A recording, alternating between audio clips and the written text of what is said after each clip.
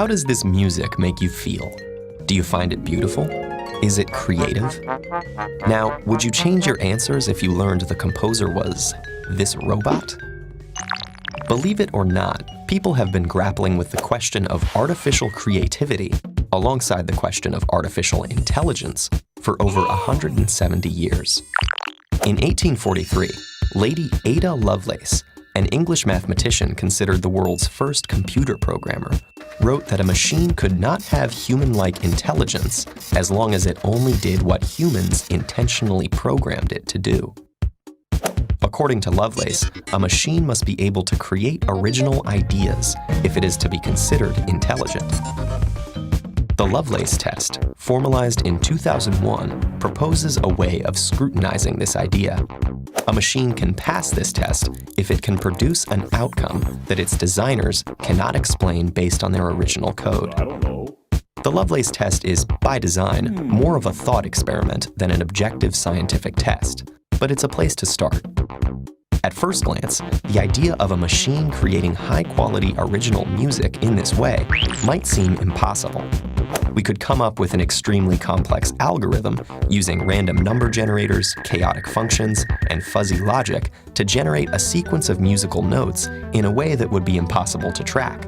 But although this would yield countless original melodies never heard before, only a tiny fraction of them would be worth listening to, with the computer having no way to distinguish between those which we would consider beautiful and those which we won't. But what if we took a step back and tried to model a natural process that allows creativity to form? We happen to know of at least one such process that has led to original, valuable, and even beautiful outcomes: the process of evolution.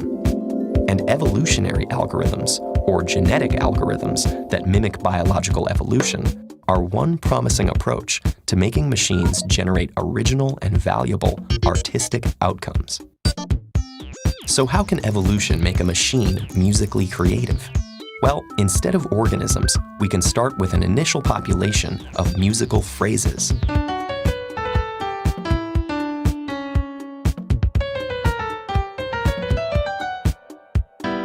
And a basic algorithm that mimics reproduction and random mutations by switching some parts, combining others, and replacing random notes. Now that we have a new generation of phrases, we can apply selection using an operation called a fitness function. Just as biological fitness is determined by external environmental pressures, our fitness function can be determined by an external melody chosen by human musicians or music fans to represent the ultimate beautiful melody.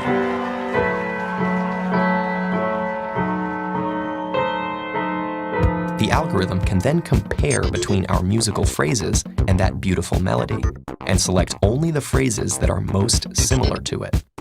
Once the least similar sequences are weeded out, the algorithm can reapply mutation and recombination to what's left, select the most similar or fitted ones again from the new generation, and repeat for many generations.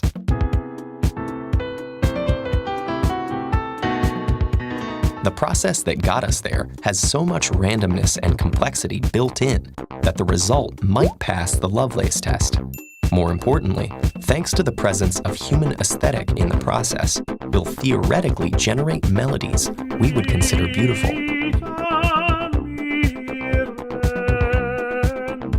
But does this satisfy our intuition for what is truly creative? Is it enough to make something original and beautiful? Or does creativity require intention and awareness of what is being created? Perhaps the creativity in this case is really coming from the programmers, even if they don't understand the process. What is human creativity anyways? Is it something more than a system of interconnected neurons, developed by biological algorithmic processes, and the random experiences that shape our lives? Order and chaos, machine and human.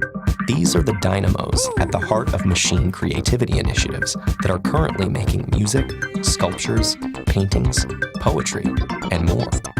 The jury may still be out as to whether it's fair to call these acts of creation creative.